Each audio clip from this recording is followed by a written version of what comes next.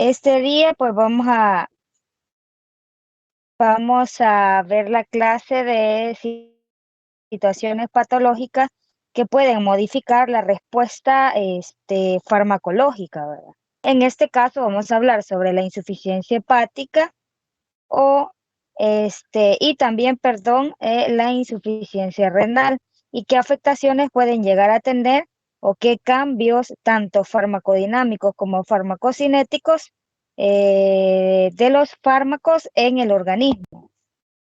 Cabe mencionar que, si ustedes se recuerdan, a grosso modo, pues el hígado es como el órgano principal para el metabolismo de los fármacos, y el riñón, pues en su caso, sirve para eliminar la mayoría de los fármacos. Entonces vamos a ver ciertos criterios generales que podemos tomar en cuenta para saber cómo utilizar estos fármacos tanto en ¿cómo es que se llama? Tanto en la insuficiencia hepática como en la insuficiencia renal. Entonces, vamos a empezar hablando sobre la utilización de los fármacos en la insuficiencia hepática.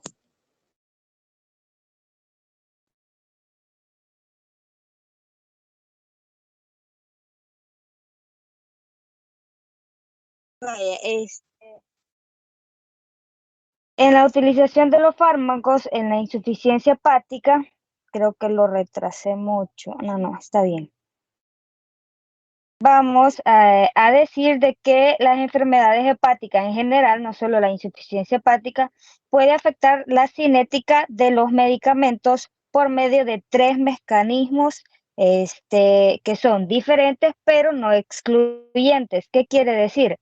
Que pueden estar presentes los tres mecanismos, puede ser afectado solamente por uno de los tres mecanismos, o dos de los tres mecanismos, ¿verdad? No quiere decir que estando uno van a faltar los otros dos, sino que pueden presentarse todos al mismo tiempo. Recuérdense que recuerden, perdón, que el hígado recibe a través de la sangre portal casi en su totalidad los medicamentos que se administran, más que todo por vía oral, y aquellos fármacos que, debido a su absorción,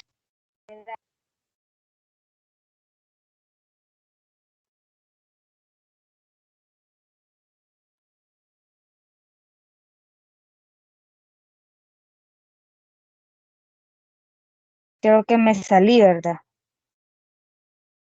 Perdón. Se puso como en espera, bien raro, pero ya está. Sí, no, es que me llamaron, pero no sé ni quién me estaba llamando, entonces colgué. Perdón, entonces lo que les mencionaba, ¿verdad? Que el hígado recibe por medio de la sangre portal prácticamente todos los medicamentos que nosotros administramos por vía oral, ya que estos fármacos, o al menos la mayoría, son absorbidos en el intestino. Aparte de que hay gran parte del flujo sanguíneo del sistema en general que, por medio de la arteria hepática, pues va a llegar al hígado como órgano, ¿verdad? Para poder metabolizar la mayoría de los fármacos. Entonces, ¿cómo nos pueden afectar las enfermedades hepáticas? El metabolismo de los medicamentos por tres mecanismos, que son los que les he puesto en la diapositiva. Primero, reduciendo el aporte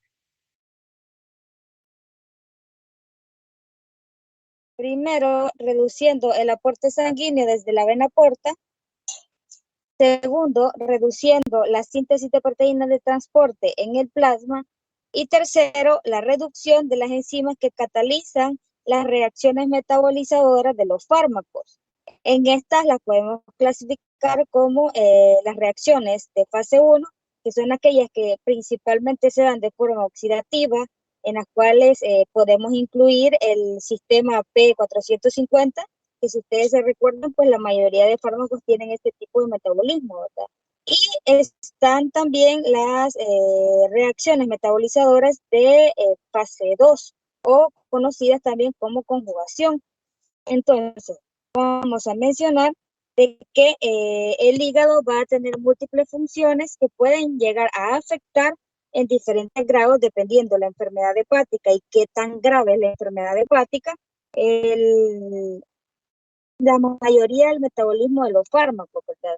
Que se han llevado más que todo en los pacientes o esta clase, por decirlo así, se basa más que todo en aquellos pacientes que presentan una cirrosis hepática y que además de tener la cirrosis hepática, pues está compensado, ¿verdad? En los pacientes descompensados que tienen cirrosis hepática, pues no se ha podido constatar cómo se afecta el metabolismo de los fármacos. Recuérdense de que para que los estudios en estas personas se lleven a cabo, es bastante complicado, ya que tienen que los mismos pacientes dar el permiso para poder ser sujetos de experimentación. Y obviamente un paciente que tiene una enfermedad crónica y grave como lo es la cirrosis hepática, que al final es una insuficiencia hepática, pues no es tan fácil decir, sí, ¿verdad? Prueben en mí todo lo que quieran. Entonces, eso es muy importante que ustedes lo sepan, que los conocimientos de esta clase, más que todo en la insuficiencia hepática, pues se da en aquellos pacientes que tienen una cirrosis hepática, pero que su estado está compensado.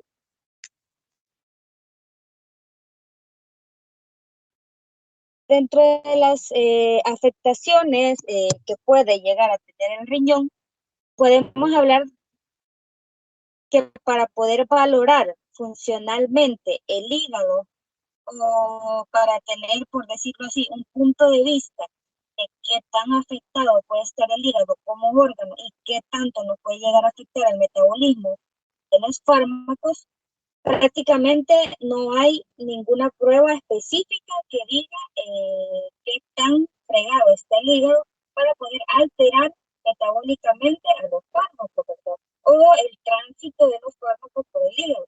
Pero en algunos casos, aparte de conocer el tipo de enfermedad hepática que tiene el paciente, el estado nutricional que esto puede llegar a tener, o en sí, si el medicamento que vamos a utilizar tiene o no ciertas interacciones medicamentosas, que tal vez pueda llegar a complicar el metabolismo de los fármacos, en estos casos, se utiliza la clasificación funcional de 8 puntos. Esta prácticamente solo sirve como evaluación funcional y sirve más o menos para saber qué pronóstico tiene el enfermo con respecto a las enfermedades crónicas propiamente del hígado. Esta clasificación tiene 5 variables, 2 de ellas son clínicas. ¿Qué quiere decir que son clínicas? Que prácticamente están o se observan por medio del examinador, o sea que somos nosotros los que podemos, por medio de la vista y de la, ¿cómo es que se llama? Y del diagnóstico físico que nosotros podamos hacer de las personas, pues vamos a tomar en cuenta estos parámetros. Entonces, vamos a mencionar de que los criterios que incluye esta clasificación de Child-Pugh en la cirrosis hepática, vamos a tener la albuminemia, medida en gramos sobre decilitros, la bilirrubinemia en miligramos sobre decilitros, el INR o la actividad de protombina, la encefalopatía y la ascitis. Encefalopatía y ascitis prácticamente serían los dos criterios clínicos que va a depender de nosotros el qué valoración le demos. Entonces, cada uno de estos parámetros puede tener 1 punto, 2 puntos, 3 puntos, de acuerdo a la cantidad o al número que obtengamos en cada uno de los parámetros, ¿verdad? Y teniendo como clase A de 5 a 6 puntos, estamos hablando de una cirrosis clase A, una cirrosis clase B de 7 a 9 puntos y una cirrosis clase C arriba de los 9 puntos.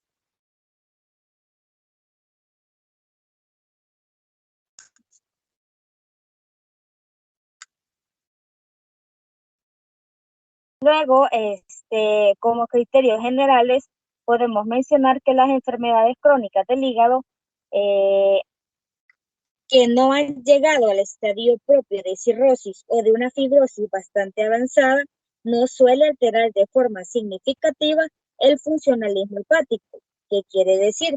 Que los fármacos, independientemente qué tipo de fármaco, aunque tenga metabolismo hepático, en aquellas personas en las cuales las enfermedades del hígado no han llegado a tal grado de producir cirrosis, ni compensada ni descompensada, ni una fibrosis tan avanzada que sea capaz de cambiar el metabolismo de estos fármacos, no va a ser necesario el ajuste de dosis en la mayoría de los medicamentos que tengan como base de metabolismo del hígado o metabolismo hepático.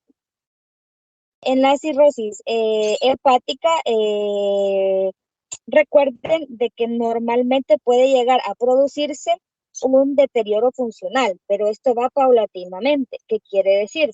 Que poco a poco se va afectando en sí el órgano y por lo tanto se va a ver afectada el metabolismo de los medicamentos. Entonces, ¿qué podemos decir o qué aspectos anatómicos podemos observar cuando se va dando el deterioro funcional intrínseco del hígado, ¿verdad? Y que por lo tanto nos va a producir alteraciones en los fármacos. Primero, una desestructuración de la arquitectura hepática. Segundo, la colagenización de los espacios sinusoidales de TIC. Tercero, la aparición de una circulación colateral. Y como último punto, una hipertensión portal. Esto prácticamente nos puede llegar a decir qué tan afectado o qué tan deteriorado está el hígado como órgano vital para el metabolismo de los fármacos. Además, es importante que ustedes tengan en cuenta que más que todo con respecto a la hipertensión portal, esta normalmente lo que presenta es un estado de vasodilatación sistémica y por lo tanto puede aumentar el volumen circulante. Y si aumenta el volumen circulante, va a aumentar el volumen de distribución de algunos fármacos, ¿verdad? Entonces, cada parámetro puede llegar a producirnos ciertas afectaciones con respecto a la farmacodinámica y farmacocinética de los, medicamentos que podemos llegar a utilizar en estos pacientes. Normalmente hay medicamentos que pueden sufrir incluso una extracción completa del primer paso del hígado, si ustedes se recuerdan. Y hay otros que, aunque pasen por el hígado, pues no se ven o no se ven afectados de acuerdo a su metabolismo en su totalidad. Por lo tanto, también podemos mencionar de que los fármacos, de acuerdo a la tasa de extracción producida en el hígado, los vamos a clasificar en tres grupos. Los de alta extracción, que es mayor o igual al 60%, los de mediana extracción de 60 al 30%, y los de baja extracción, que puede ser menor o igual al 30%. Los medicamentos que tienen una alta tasa de extracción van a tener un aclaramiento que va a ser bastante dependiente del flujo del hígado que tengamos en ese paciente. Y por lo tanto, un metabolismo de primer paso bastante aumentado. Entonces, en este caso de estos fármacos que tienen una alta extracción de primer paso hepático en un paciente normal, es con quien tenemos que tener cuidado a la hora de administrar este tipo de fármacos, ya que como no se va a dar el primer paso hepático como en una persona normal se realiza, probablemente tengamos concentraciones de dichos fármacos en mayor cantidad. Por lo tanto, los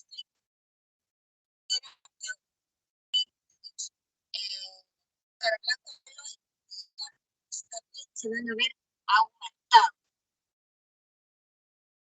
Los medicamentos pueden circular en plasma ligado a ciertas medidas.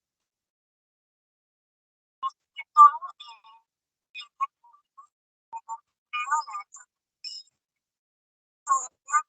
la función libre del paciente. Doctora, disculpe, no le escucho. Doctora, disculpe, no le escuchamos bien.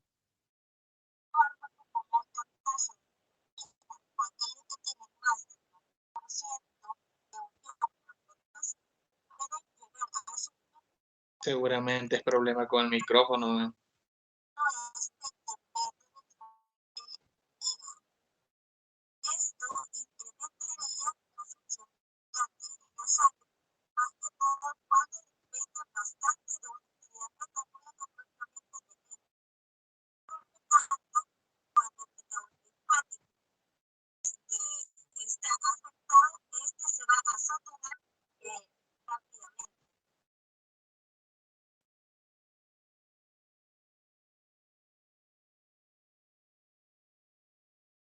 No me escuchan. No, doctora. Bueno, Sí, ahora lo sí, oímos pero así, ahorita lo escuchamos bien, pero se oye así como bien al fondo y bien cortado.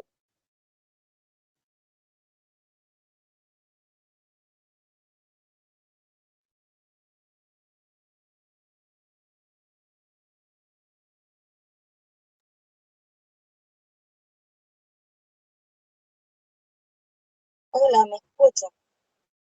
Ahorita sí. sí, doctora.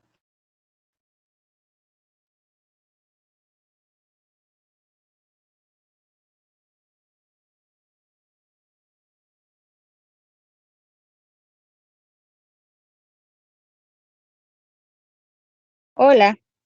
Hola, hoy sí, Oh, sí, sí, hoy sí. el que no escucharon, ¿a dónde dejaron de escuchar?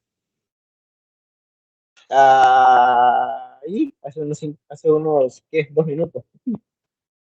Todos los criterios generales Sí, yo creo que sí. Exacto. o de la diapositiva anterior.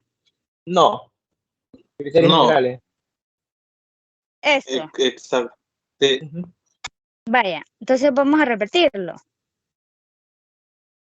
Con respecto a lo que les mencionaba, con respecto a los criterios generales que podemos tener en cuenta en los pacientes con insuficiencia hepática o una cirrosis compensada, es de que normalmente, recuérdense de que uno de los principales efectos que la enfermedad en sí produce es la hipertensión portal. Entonces yo les mencionaba de que esto producía una vasodilatación sistémica y por lo tanto aumentaba el volumen de distribución o el volumen circulante de muchos fármacos. Además, les mencionaba de que, si ustedes se recuerdan, hay muchos fármacos que tienen como primer paso de metabolismo el hígado, ¿verdad? Entonces, la mayoría del fármaco administrado simplemente se degrada o se metaboliza, perdón, en el primer paso.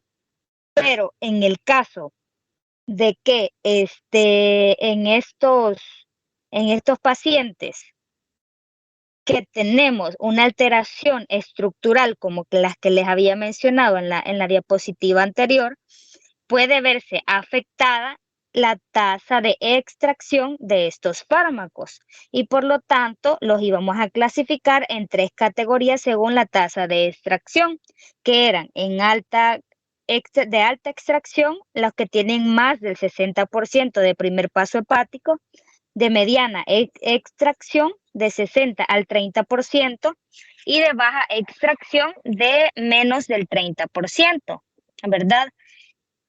¿Cómo esto nos afecta en el metabolismo de los fármacos cuando hay una alteración en el hígado?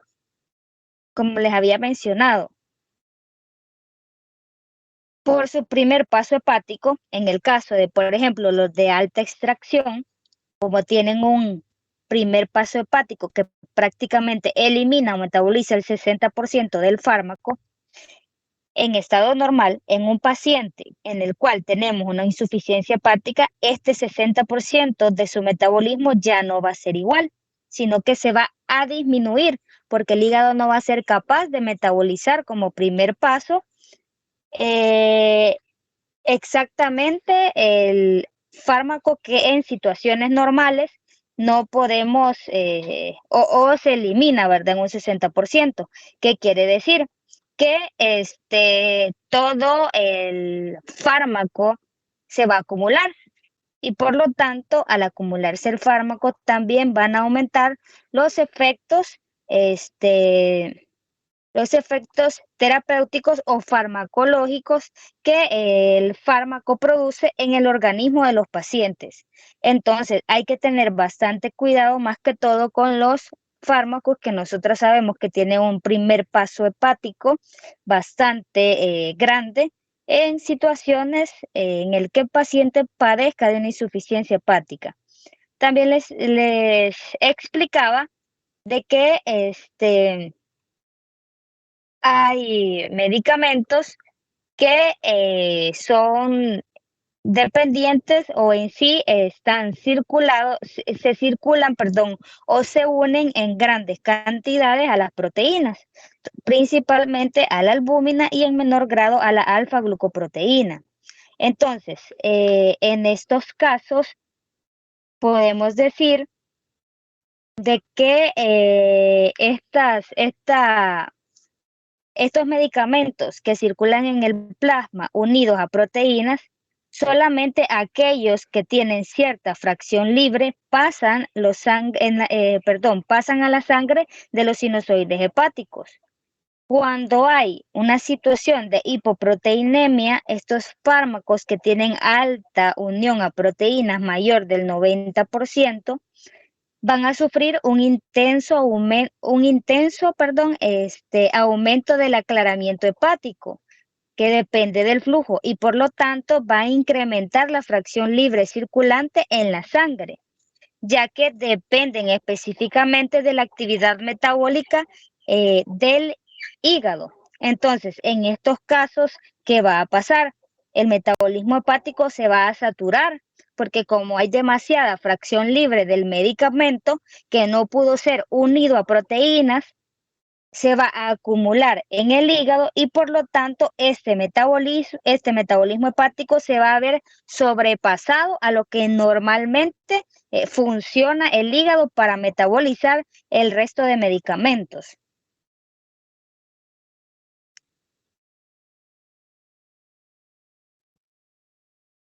En esta tabla hay ciertas recomendaciones generales para el uso de los fármacos en la insuficiencia hepática, ¿verdad?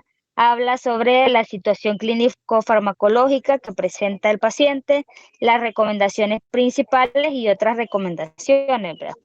Por ejemplo, en los medicamentos que tienen una alta tasa de extracción hepática, que pueden ser dependientes del flujo, más que todo porque tienen un gran efecto de primer paso hepático, quiere decir que vamos a dar dosis iniciales muy reducidas y se puede ir incrementando, pero lentamente y de una forma progresiva, ¿verdad? Y la otra recomendación que podemos tener en cuenta es buscar otro tipo de fármacos alternativos que no tengan primer paso hepático y que nos produzcan los efectos terapéuticos que nosotros esperamos realizar, ¿verdad? Luego están los medicamentos de baja tasa de extracción, que son dependientes de la actividad metabólica del hígado y tienen una alta tasa de unión a proteínas. Hay que reducir la dosis si hay una hipoproteinemia. Y se puede también medir la fracción libre en plasma, que esto normalmente no todos los fármacos se pueden medir, pero algunos sí tienen la capacidad de medir fracción libre en plasma, más que todo a los anticonvulsivantes. Luego están los medicamentos con baja tasa de extracción, que si bien es cierto, son dependientes de la actividad metabólica, pero tienen una baja tasa de unión a proteínas. En esta se tiene que reducir la dosis cuando hay una cirrosis descompensada. Y como otras recomendaciones, es posible o es necesario pruebas de excreción de sustratos, solo que en nuestro país creo que no contamos con ello. Y también menciona si, aparte de la insuficiencia hepática, tenemos pacientes con insuficiencia renal, hay que ajustarla a lo máximo la dosis en relación más que todo con el aclaramiento de creatinina, que ya lo vamos a ver más adelante. Y es importante valorar la función renal en estos pacientes. Y cuando hay fracaso hepático o agudo, pues restricción completa de los fármacos o ajustar la dosis en concentraciones plasmáticas mínimas necesarias. Esta tablita es muy bonita, pónganle atención y es algo que hasta cierto punto ustedes deben de manejar en estos casos. Permítanme, voy a tomar agua.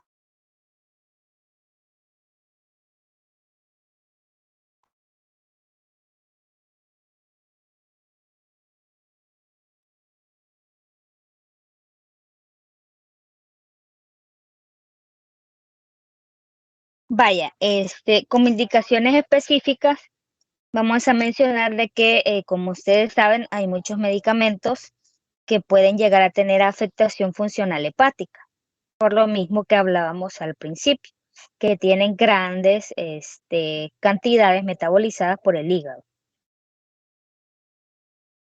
Como les había mencionado, puede haber una enfermedad hepática crónica, pero mientras no haya alcanzado el estadio de cirrosis o de una fibrosis bastante compleja o crónica, el metabolismo hepático no se va a ver afectado.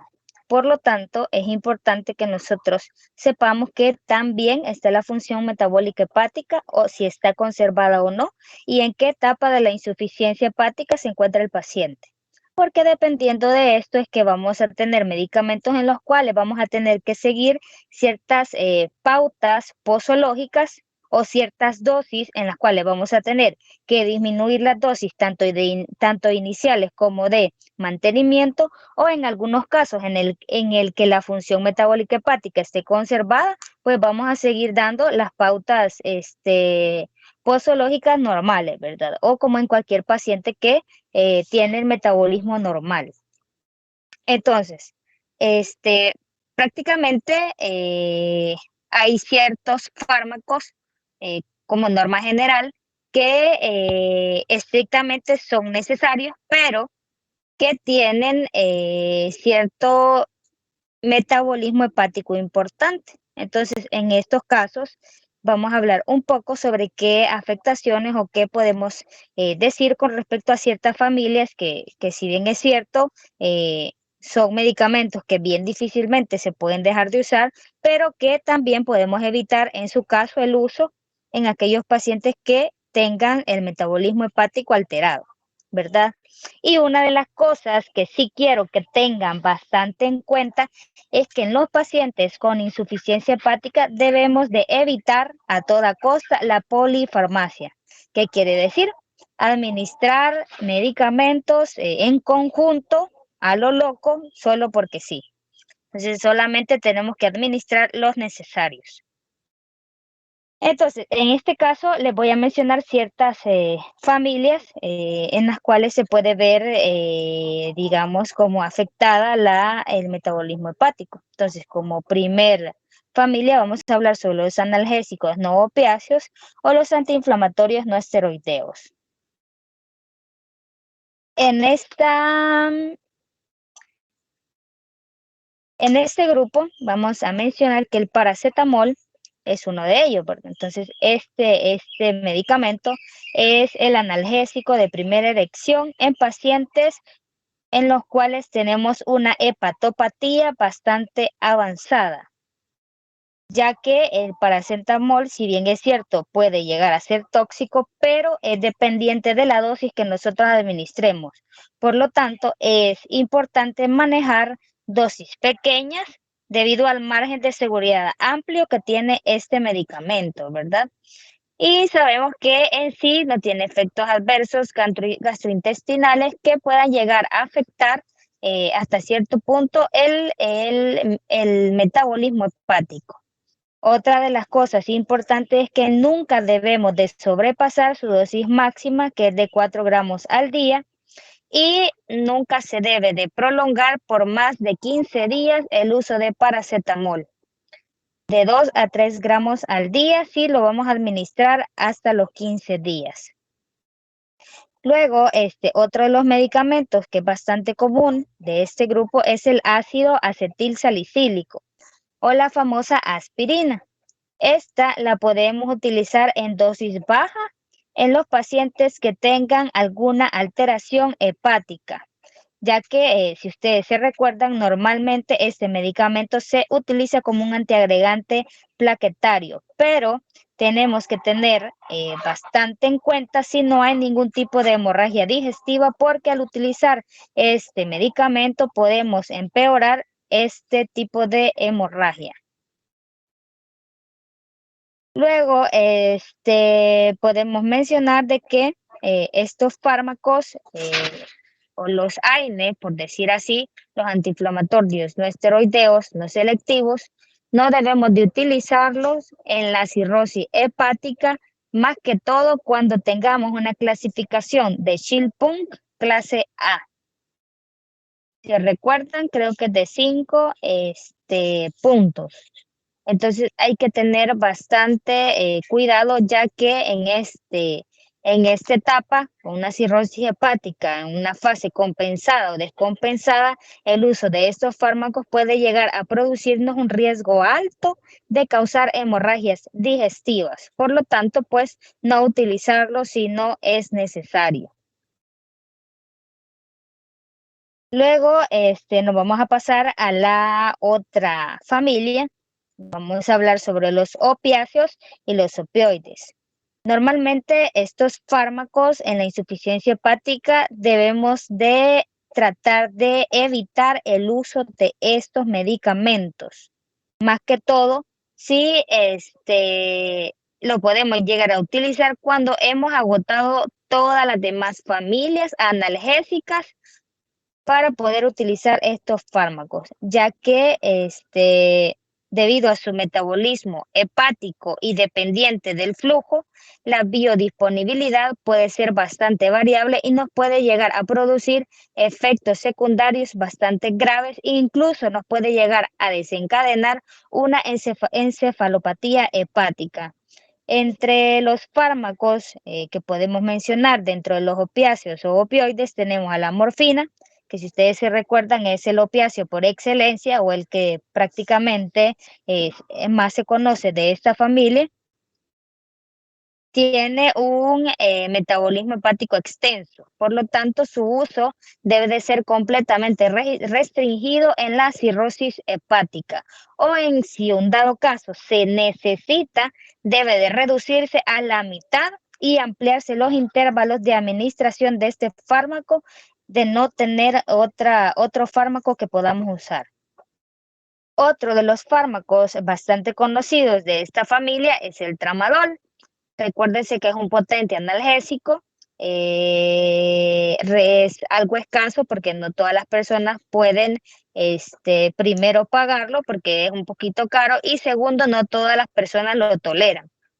Esta normalmente es bien tolerado, pero debe de restringirse el uso si hay insuficiencia renal al lado de la insuficiencia hepática.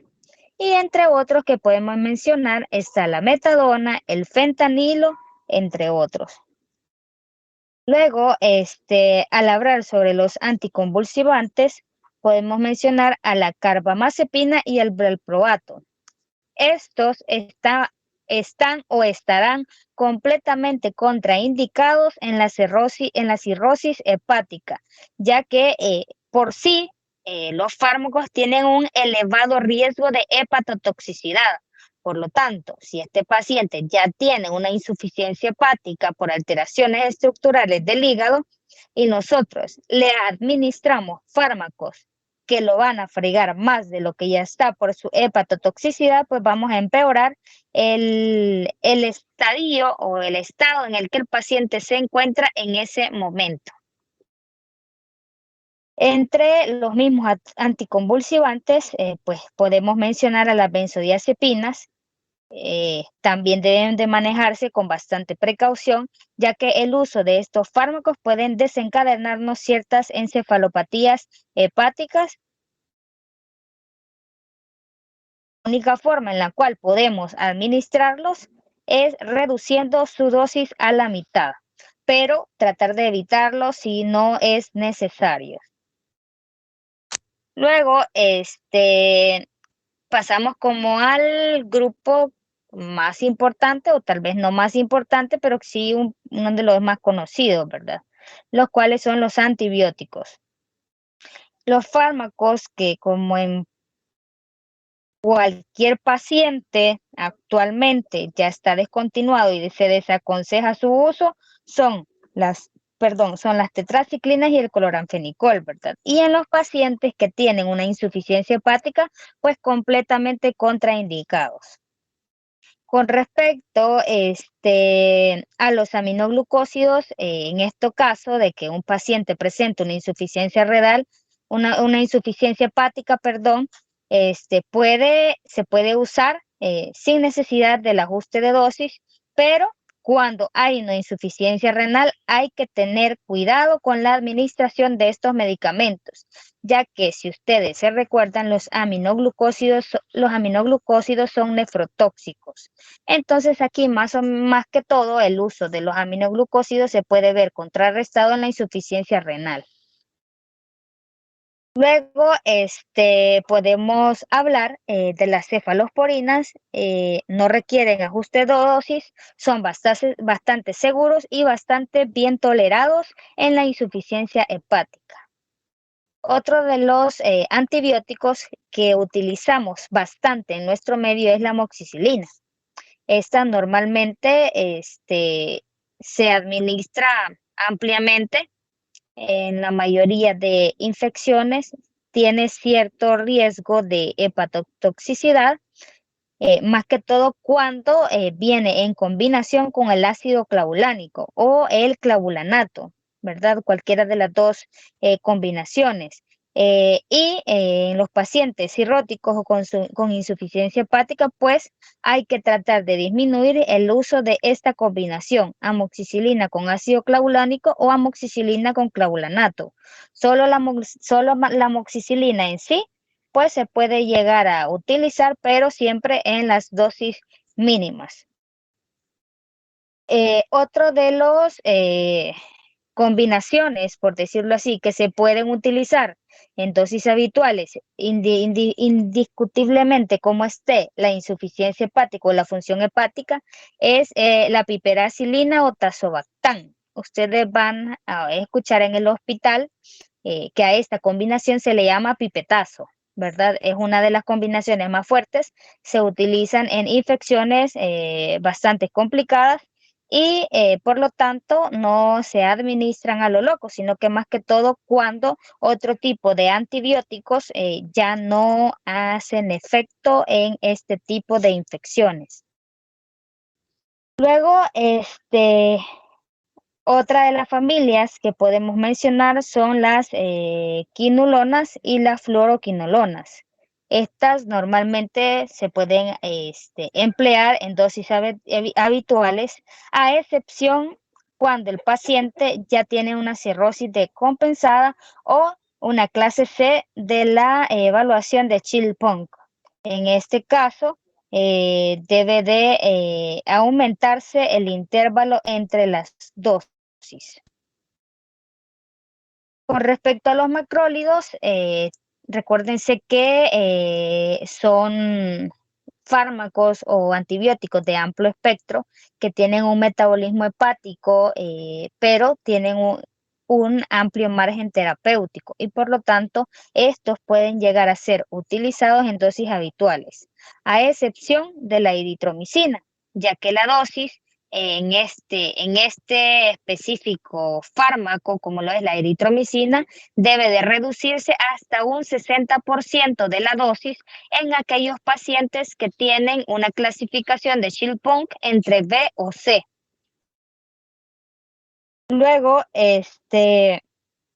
hablando un poco sobre los antivíricos, más que todo los que son utilizados en la hepatitis B y en la hepatitis C, de los cuales hablamos en la clase anterior. En general, estos medicamentos se pueden utilizar en sus dosis habituales, pero más que todo con el interferón, recordemos que puede descompensar a los pacientes o a los enfermos que ya tienen una cirrosis hepática descompensada. Por lo tanto, En estos casos no deben de usarse, a menos de que el paciente, a pesar de que tenga una cirrosis hepática, esté compensada. Si está compensada, podemos utilizar interferón. Si está descompensada, está completamente contraindicado.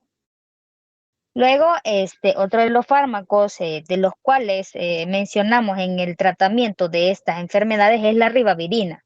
Esta está completamente contraindicada, más que todo cuando la insuficiencia hepática está asociada a una insuficiencia renal grave, ya que este medicamento se excreta exclusivamente por el riñón, pero eso lo vamos a ver más adelante. Otro de los fármacos que no se los puse aquí, pero que sí es importante que ustedes lo sepan, son los medicamentos que utilizamos a nivel cardiovascular. Hay que recordar que la mayoría de los beta bloqueadores tienen una alta tasa de extracción hepática, o de metabolismo hepático, ya que tienen un efecto de primer paso bastante importante. Por lo tanto, en el caso de que tengamos un paciente cirrótico, hay que administrar dosis iniciales más bajas a lo que normalmente administramos en los pacientes normales. Luego, es necesario, por ejemplo, en el verapamilo, que si ustedes se recuerdan es un antagonista de los canales de calcio, hay que reducir también la dosis del verapamilo y si es posible, pues cambiar el medicamento y no utilizarlo. Luego, con respecto a los otros fármacos cardiovasculares, la mayoría se puede utilizar a dosis habitual, no es necesario ajustar dosis. Creo que las únicas son las que ya les mencioné y el nifedipino, que también va a necesitar una reducción posológica del fármaco. Con respecto a los IECA y a los ARA2, normalmente sí hay que usarlos con precaución, pero son bastante tolerados en las dosis más bajas, por lo tanto, creo que no es necesario hacer un ajuste de dosis, a menos que tengamos una cirrosis descompensada. En este caso, tratar de eliminar el uso de estos fármacos o de disminuirlo lo más que podamos.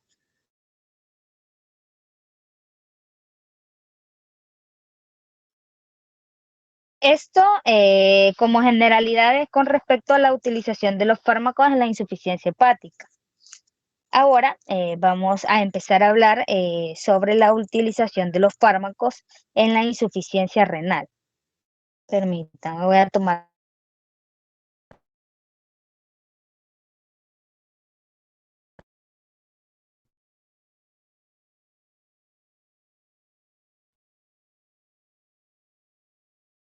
Recordando, el riñón es uno de los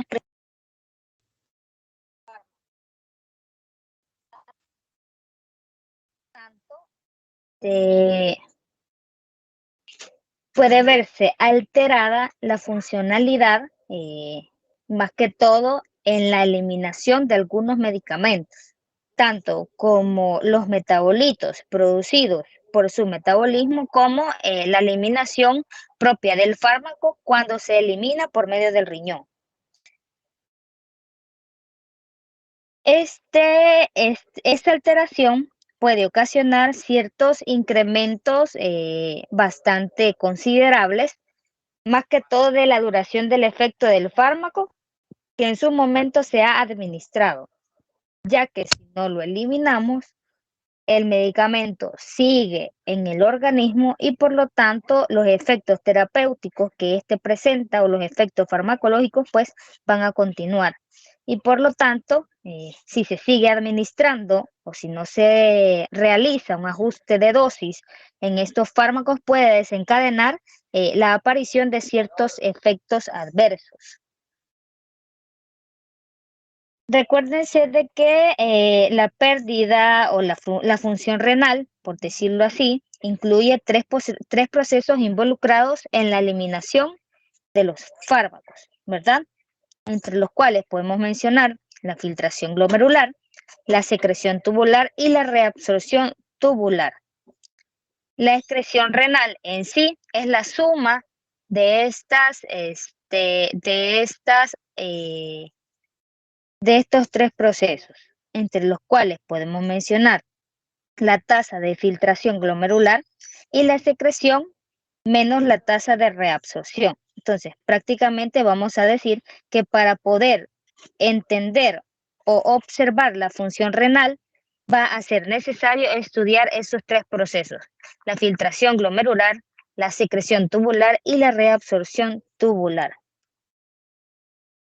La pérdida de la función excretora como resultado de la alteración de estos procesos de filtración glomerular y secreción y reabsorción tubular, como otras circunstancias, como por ejemplo en la insuficiencia renal crónica, en la cual podemos observar uremia, hipoalbuminemia, ascitis, etcétera, pueden provocar ciertos fármacos, tanto farmacocinéticos como farmacodinámicos, que pueden alterar la respuesta farmacológica y originar una mayor incidencia de efectos adversos en los pacientes que tienen una insuficiencia renal crónica. Recuerden que el riñón prácticamente representa el 5% del peso corporal y recibe aproximadamente el 25% del gasto cardíaco por medio de la arteria renal.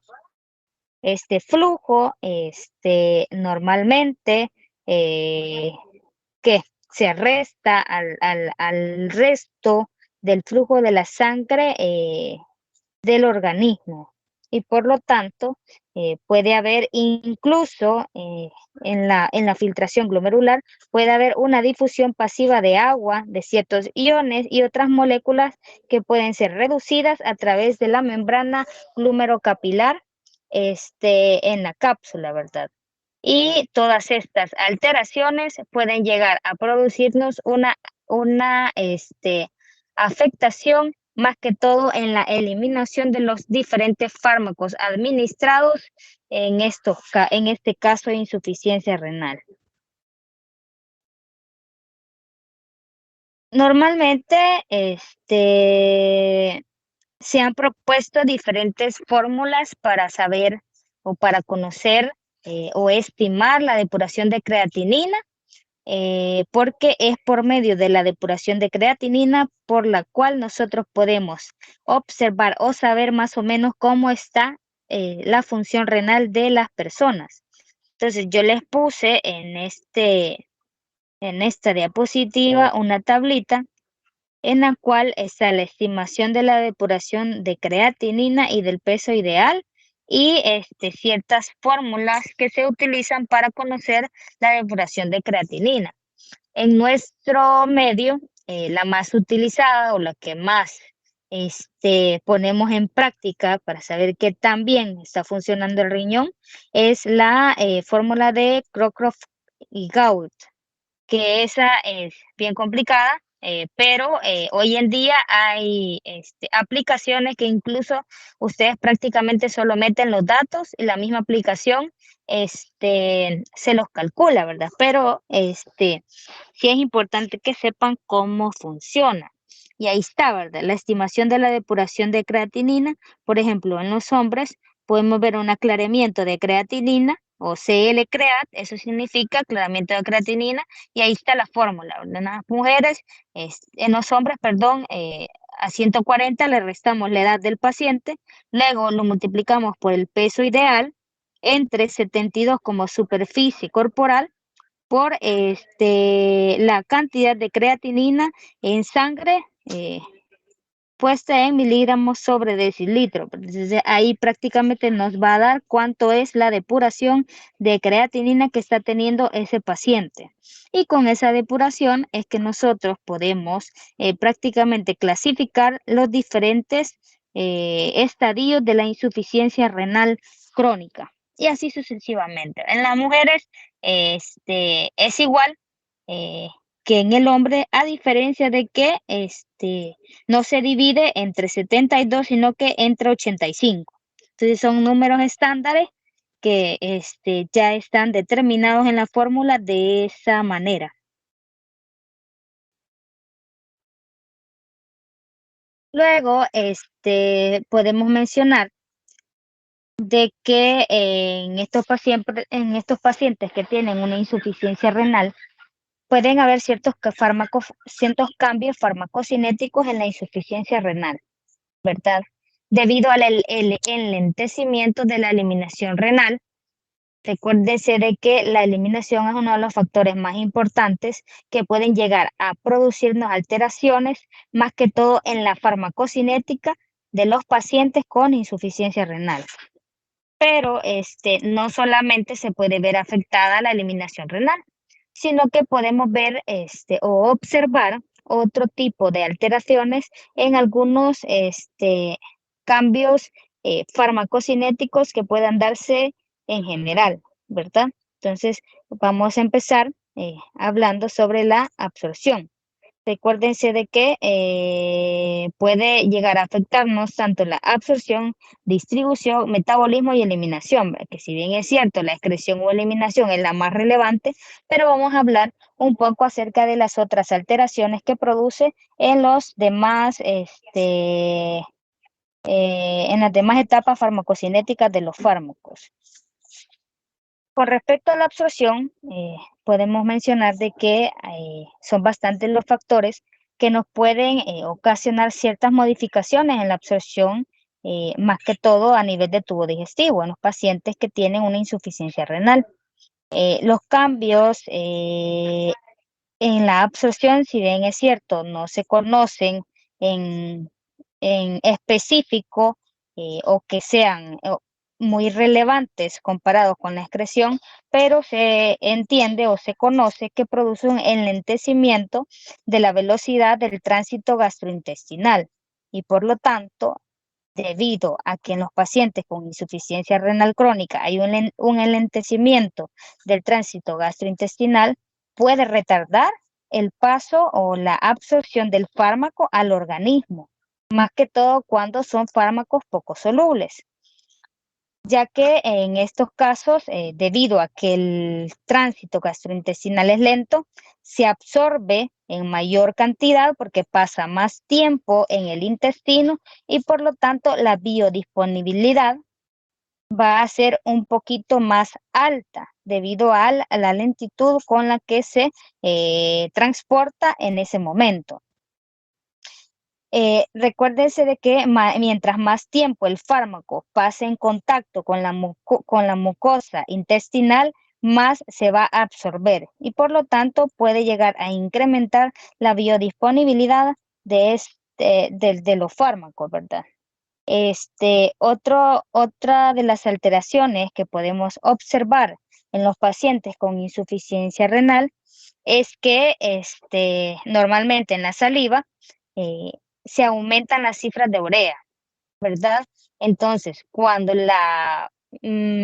cuando el medicamento es ingerido o es tomado por vía oral, y es degradado en el estómago, el amonio, que prácticamente se encuentra en el ácido clorhídrico del jugo gástrico, puede llegar a incrementar el pH gástrico debido al jugo gástrico que está ahí por el ácido clorhídrico, más la urea que encontramos en la saliva. Y si ustedes se recuerdan, hay fármacos que necesitan de un pH básico para poder ser absorbidos adecuadamente. Entonces, en estos casos o de esta manera hay fármacos que así como se pueden absorber mejor en un medio ácido, pueden haber fármacos que van a empeorar su biodisponibilidad, ya que no van a ser absorbidos adecuadamente.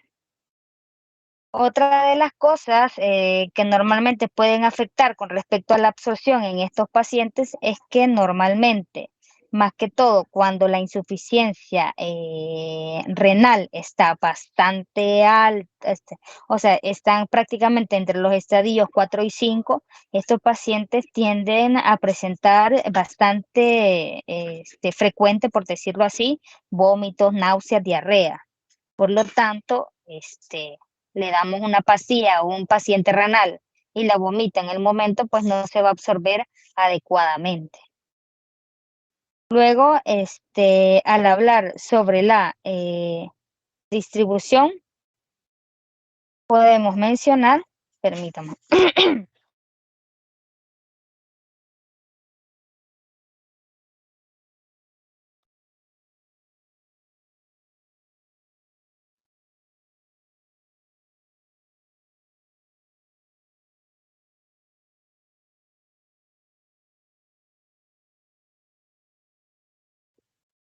Ando bien reseca la garganta, niños, perdón. Con respecto a la distribución, ¿se me escucha bien? Sí, hasta el momento sí. Ok, perfecto. Pensé que no me oían.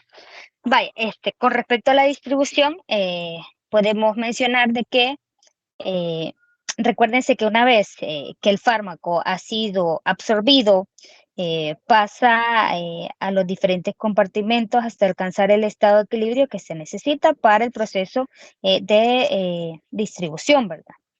Entonces, en estos casos tiende a tener bastante importancia tanto la unión de proteínas plasmáticas como el volumen de distribución de estos fármacos. En los pacientes con insuficiencia renal, ambos parámetros, tanto como la unión a proteínas plasmáticas como el volumen de distribución, se puede ver alterado en estos pacientes. La unión a proteínas plasmáticas se puede modificar, ya que más que todo para los fármacos que tienen bastante carácter ácido, más que todo cuando hay una hipoalbuminemia, puede haber ciertos cambios estructurales en las proteínas plasmáticas y esto puede afectar al hecho de que el fármaco no sea capaz de unirse a las proteínas. Normalmente en este caso o en estos pacientes con insuficiencia renal, tienden a incrementar la fracción libre de los fármacos, principalmente en los salicilatos, el valproato, algunos barbitúricos, entre otros. En el caso del volumen de distribución, algunos medicamentos pueden llegar a ser modificados en los pacientes con insuficiencia renal, ya que este efecto o este volumen depende de ciertas alteraciones, más que todo en la fijación de ciertas proteínas séricas, y por lo tanto no pueden pasarse como pueden llegar a tener problemas, por decirlo así, para la contribución o llegar en grandes cantidades a los líquidos orgánicos en los individuos que tienen una insuficiencia renal crónica. Por lo tanto, puede llegar a producir variaciones que determinan o afectan directamente los procesos de transporte o de paso a ciertos determinados espacios orgánicos. Más que todo, en los pacientes con insuficiencia renal, los fármacos van a tener cierta disminución del volumen de distribución, principalmente al líquido cefalorraquídeo, ¿verdad? Y en algunos casos, pues, debido a los edemas que pueden ocasionarse en los pacientes con insuficiencia renal, pueden producir de que el fármaco que se encuentra en estos espacios, pues, se mantenga ahí y ya no traspase o no se transporte a otros espacios orgánicos en los cuales necesitamos los efectos terapéuticos. Hay ciertas modificaciones, más que todo en el proceso de distribución de algunos medicamentos, pero hay fármacos que incluso este volumen de distribución no se ve disminuido, sino que al contrario, pueden incrementarse y por lo tanto va a ser necesario una dosis inicial un poco más alta en estos pacientes, ¿verdad? Más que todo cuando alcanzan los mismos niveles séricos que en los pacientes normales. Entonces hay que tener cuidado con respecto a eso. Y en los pacientes que tienen el volumen de distribución disminuido, pues van a necesitar dosis de carga un poco más pequeñas, ya que puede ocasionar ciertos efectos adversos, ya que como el volumen de distribución no se puede transportar a otros compartimientos, estos se quedan como estancados, por decirlo así, perdón, y por lo tanto pueden llegar a aparecer reacciones adversas como más seguidos. Luego, al pasar o al hablar sobre el metabolismo, pues vamos a decir de que como habíamos mencionado en la insuficiencia hepática, el hígado es el órgano donde se metabolizan prácticamente todos los fármacos, ¿verdad? En la insuficiencia renal se producen ciertas alteraciones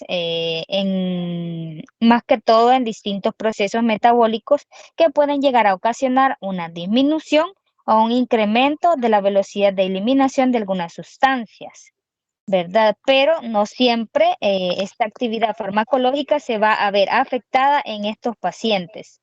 En general, cuando hay insuficiencia renal, los cambios metabólicos del fármaco con depuración no renal, pues son, que prácticamente pasan desapercibidos. Solamente aquellos fármacos que necesitan cierta depuración, hepática y no renal son los que se van a ver afectados en este caso, ¿verdad? Normalmente hay ciertos fármacos en los cuales la eliminación renal de algunos metabolitos puede incrementar incluso su toxicidad, como por ejemplo la morfina, ¿verdad? Pero son bien pocos los fármacos que pueden verse afectados por el metabolismo o que se puede haber afectado, perdón, su metabolismo por la insuficiencia renal propiamente dicha. Y como último punto, pues hablar de la eliminación, ¿verdad? Recuérdense que la excreción, en este caso, en la insuficiencia renal, es la que sufre la alteración como más importante de los parámetros farmacocinéticos de los fármacos. Entonces, más que todo porque pues lo que está afectado en la insuficiencia renal crónica es la filtración glomerular. Eh, la eliminación de algunos medicamentos por el riñón se dan por medio del el filtrado glomerular, ¿verdad? Como les mencionaba. Y por lo tanto, si esta se encuentra alterada, disminuida, pues no se van a eliminar adecuadamente los fármacos. Eso quiere decir que va a haber un acúmulo de tanto el fármaco propiamente dicho como sus metabolitos y por lo tanto sus efectos farmacocinéticos se van a ver aumentados y si no logramos reducir o ajustar ciertas dosis en estos fármacos, pues vamos a tener muchos efectos secundarios. Hay cambios que son bastante importantes y que se producen en los fármacos que se excretan preferentemente de una forma inalterada, ¿verdad? O sea, no necesitan cambiarse a metabolitos para ser eliminados. Entonces, en estos casos se afectan menos los que tienen otras vías de excreción, ya que si se recuerdan, pues puede haber vía de eliminación hepática, biliar, etcétera, por medio de las heces. Entonces, en los casos que que los fármacos tengan, aparte de la eliminación renal, tengan una eliminación fecal, pues no se van a ver muy afectada su excreción, principalmente, ¿verdad? Sino que más que todo son los que dependen directamente de la eliminación. También se puede observar una disminución de la depuración y por lo tanto un aumento de la semivida de eliminación, con posibilidad de que se acumulen los fármacos, que era lo que les estaba explicando hace un momento, ya que si esta eliminación no se lleva a cabo, va a necesitar más tiempo el fármaco para ser eliminado o para que llegue a concentraciones de equilibrio de efecto terapéutico y efecto tóxico, ¿verdad? Entonces, si nosotros afectamos o se ve afectado este estado de equilibrio debido al aumento o al seguimiento de la dosis sin tomar en cuenta su eliminación, pues lo que va a producir es un acúmulo y por lo tanto efectos secundarios graves. Entre los cambios farmacodinámicos en la insuficiencia renal, vamos a mencionar que el enfermo renal va a presentar numerosos cambios en los parámetros fisiológicos y bioquímicos habituales y puede ocasionar o lo vuelve más sensible a los órganos diana frente a los fármacos, ¿verdad? Como por ejemplo, podemos decir que puede haber una susceptibilidad de las personas con nefropatías a desarrollar reacciones adversas tras la administración de opiáceos, por ejemplo, o hipnóticos. o aquellos fármacos que con facilidad pueden presentar intoxicaciones o producir ciertas alteraciones hidroelectrolíticas que normalmente se ven bastante frecuentes en estos pacientes.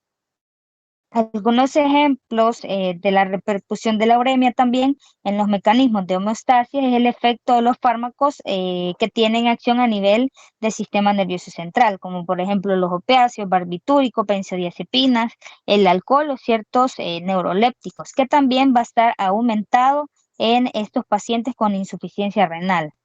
Luego, puede haber una posible explicación de la existencia de una mayor permeabilidad de la barrera hematoencefálica debido a lo que les mencioné en el punto anterior. También se puede ver incrementada la hipotensión postural por ciertos antihipertensivos, ya que pueden aumentar también los efectos de los anticoagulantes y puede haber un riesgo de hemorragias digestivas por los antiinflamatorios no esteroideos, ya que esto se aumenta.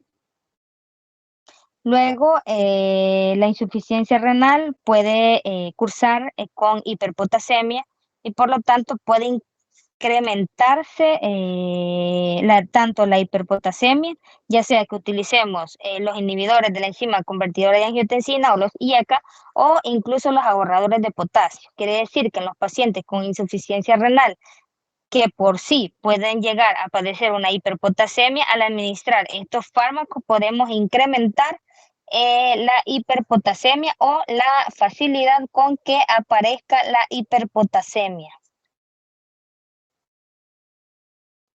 Luego, les voy a mencionar más que todos los principios generales de la utilización de los fármacos en los pacientes con insuficiencia renal.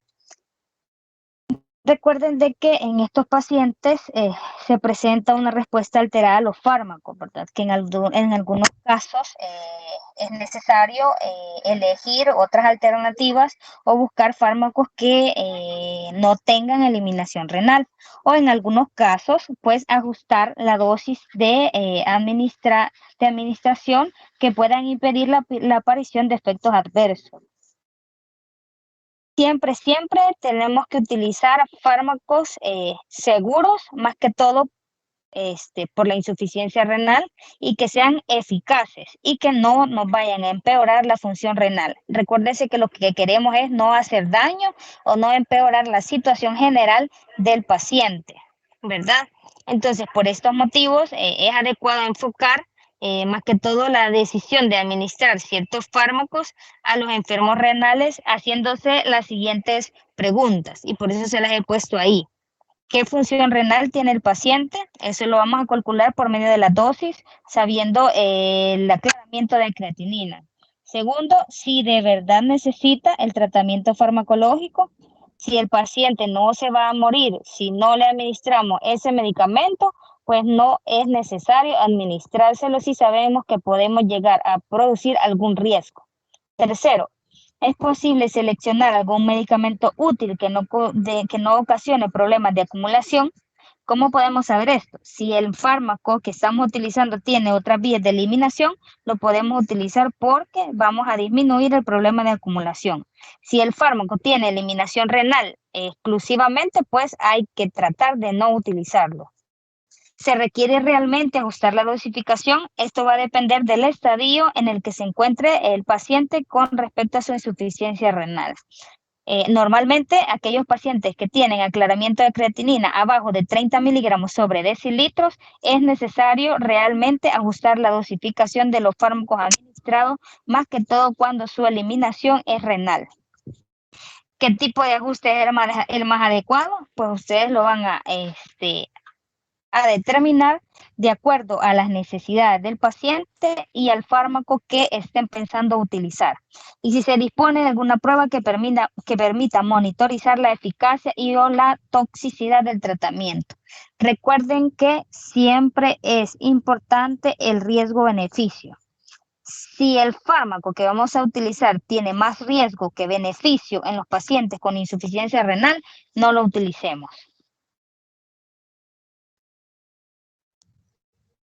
Luego, para determinar el grado de función renal, Pues una de las maneras más sencillas de evaluar el grado de función renal es la determinación del aclaramiento de creatinina endógena, que es lo que yo les mencionaba anteriormente, ¿verdad? También pueden observar si hay creatininuria. Esto depende más que todo de la velocidad de eliminación renal. También se puede ver por medio de la tasa de producción, que es normalmente que es proporcional a la masa muscular, que puede estar reducida en pacientes ancianos y que comprenden una de las prácticas que tiene mejor utilidad en los pacientes de edad avanzada con la insuficiencia renal. Recuerden que la creatinina o la creatininemia depende no solo de la velocidad de eliminación renal, sino también depende de la tasa de producción, que es prácticamente proporcional a la masa muscular, ¿verdad? Que era lo que les había mencionado. Entonces, en estos casos, lo ideal es estimar el grado de función renal de acuerdo a los cálculos por medio de las fórmulas que les puse anteriormente sobre del aclaramiento de creatinina o la tasa de filtrado glomerular que puedan presentar estos pacientes.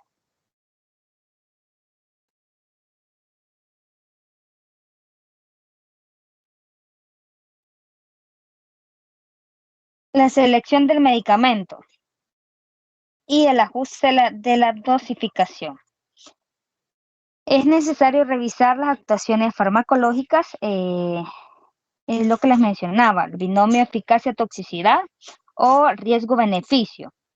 Es necesario ver que no esté alterado la existencia de las enfermedades renales, ya que debe de elegirse aquel que tenga menos riesgos y mayor eficacia, porque es lo que queremos, ¿verdad? Realizar o que el fármaco realice ciertos efectos terapéuticos necesarios para poder mejorar la salud de las personas. En general, solo son necesarios los ajustes, más que todo cuando hay aclaramiento de creatinina por debajo de los 50 ml por minuto. Creo que les había dicho 30, me equivoqué. Entonces, por debajo de los 50 ml por minuto, dependiendo qué tan nefrotóxico sea el medicamento que vamos a utilizar. Y en el caso de ciertos fármacos, como por ejemplo los aminoglucósidos o los digitálicos, que tienen ciertos efectos nefrotóxicos, hay que tener bastante cuidado o hay que ajustar la dosis en el uso de estos medicamentos o ser más estricto a la hora de vigilar las alteraciones que estos medicamentos pueden llegarnos a producir en los pacientes con insuficiencia renal. Y cuando se decide que es necesario ajustar la dosis, hay que plantear dos problemas. Primero, determinar la dosis inicial que debemos administrar y la dosis de mantenimiento que necesita ese paciente para poder obtener los efectos terapéuticos que necesitamos en ese momento.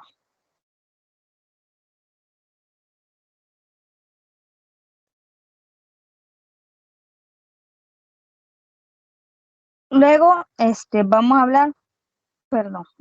hablar sobre los criterios de utilización de los fármacos en la insuficiencia renal. Recordemos de que para poder utilizar los fármacos de una forma adecuada en los pacientes que tienen una insuficiencia renal, es necesario tener en cuenta todos los cambios farmacocinéticos y farmacodinámicos que hemos hablado hasta ahorita.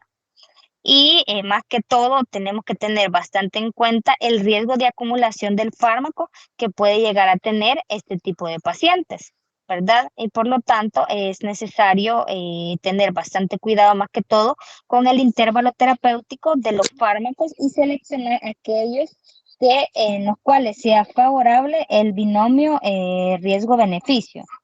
El ajuste de las dosis de estos fármacos es obligatorio cuando presentan alguna de las siguientes circunstancias. Primero, que la fracción excretada del fármaco en orina de forma inalterada sea superior al 40%. Segundo, que el fármaco o su metabolito activo tenga un margen terapéutico bastante estrecho, que quiere decir que a dosis pequeña o a cantidades pequeñas sea tóxico. Número 3, que el riñón esté bastante inactivado. 4, que exista una disminución importante de la unión a proteínas. Ese ajuste se basará más que todo en el estado de la función renal con respecto a las personas normales, por decirlo así. El ajuste de dosis debe de llevarse por toma. ¿Qué quiere decir? Que hay que pensar no solamente en la dosis inicial, sino que cada pastilla o cada toma que se le dé al paciente, hay que observar el intervalo en el cual vamos a administrar este medicamento y el cálculo que nosotros podamos entender de acuerdo a la acumulación que este fármaco pueda llegar a presentarnos.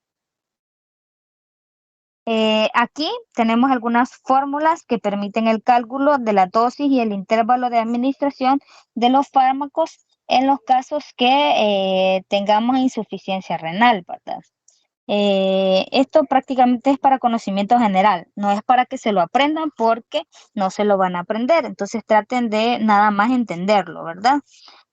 Cuándo se va a reducir la dosis de mantenimiento, la dosis que vamos a la fórmula que vamos a utilizar, que es la dosis habitual por el factor de ajuste, eh, el aumento, si vamos a tener que aumentar el intervalo de administración con las mismas dosis, el intervalo habitual entre el factor de ajuste y así sucesivamente. Estos cuadros solo son como por, ¿cómo es que se llama?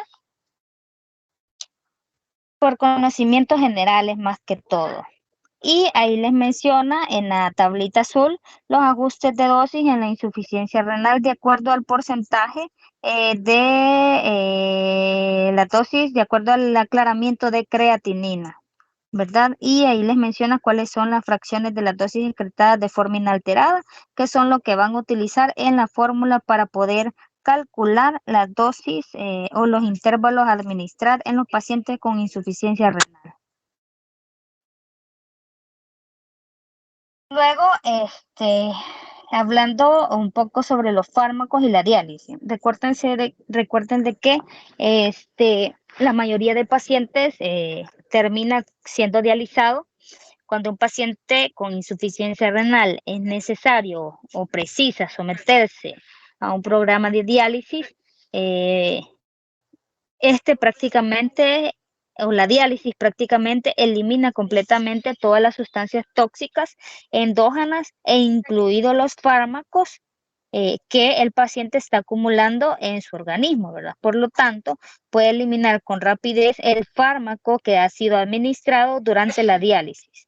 Por consiguiente, en estos pacientes no va a ser necesaria la disminución de la dosificación de los fármacos, ¿verdad? Ya que van a estar siendo eliminadas por medio de la diálisis. Eso sí, hay que tener en cuenta cada cuánto se realizan las diálisis, porque por ejemplo, en nuestro medio, hay pacientes que una vez a la semana le hacen la diálisis. Entonces, en estos pacientes pasan una semana con todas las toxinas o acumulando todas las toxinas, y aquí sí, pues hay que tener un poco de precaución.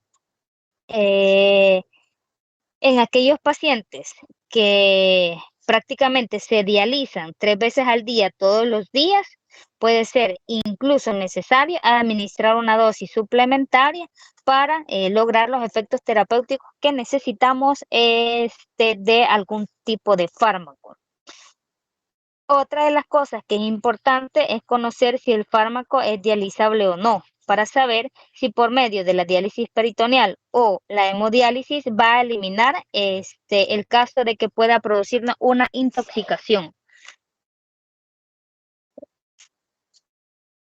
Para que un fármaco sea dializable o sea considerado dializable, tiene que tener ciertas características, por ejemplo, que sea soluble en agua, que tenga un peso molecular bastante pequeño, que tenga poca unión a las proteínas plasmáticas y que tenga un volumen de distribución pequeño.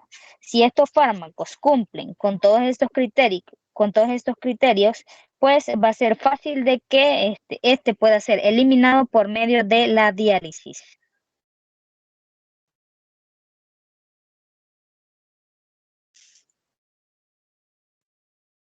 En esta tabla prácticamente son ciertos fármacos que requieren dosis, más que todo posteriormente a las hemodiálisis, ¿verdad? Eso también es como conocimiento general, no es para que se lo aprendan. Y ¿qué? Como resumen o como generalidades, vamos a decirte que la insuficiencia renal y la insuficiencia hepática no se disponen de ninguna prueba de función dinámica que ayude a ajustar la dosis de los medicamentos, más que todo en la insuficiencia hepática. En la insuficiencia renal utilizamos el aclaramiento de creatinina. En ciertas situaciones de hipoproteinemia, los fármacos con alta tasa de unión a proteínas pueden sufrir un intenso aumento de aclaramiento hepático, más que todo cuando dependen del flujo hepático, pero tienden a incrementar la fracción libre circulante en la sangre si dependen de la actividad metabólica del hígado. Y para el ajuste de dosis de fármacos que requieren alcanzar rápidamente concentraciones eficaces en pacientes con insuficiencia renal, la dosis inicial no debe de modificarse, sino que solamente las dosis de mantenimiento van a tener que reducirse de acuerdo a la alteración de la filtración glomerular que presente cada uno de los pacientes. Y en pacientes que son sometidos a hemodiálisis, debe administrarse una dosis suplementaria cuando la sesión de hemodiálisis elimina el 30% o más del fármaco que hay en el organismo. Eso sí, recuérdense de que el fármaco tiene que ser dializable, tiene que cumplir con las características de dializable para que pueda ser eliminado por medio de las sesiones de hemodiálisis. Y creo que eso es todo. Con eso terminaríamos la clase de patologías que pueden afectar el metabolismo de los fármacos. No sé si tienen alguna duda o terminamos la clase de hoy.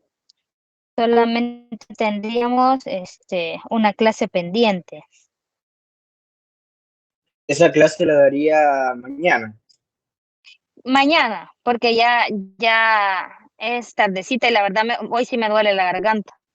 Sí, no, está bien. Toda la mañana hemos estado hablando y ahora en la tarde también, ¿verdad? Entonces, mañana ustedes me dicen a qué horas, que se pongan de acuerdo con usted, Jonathan me dice, Si y gusta en la pues tarde. la damos mañana.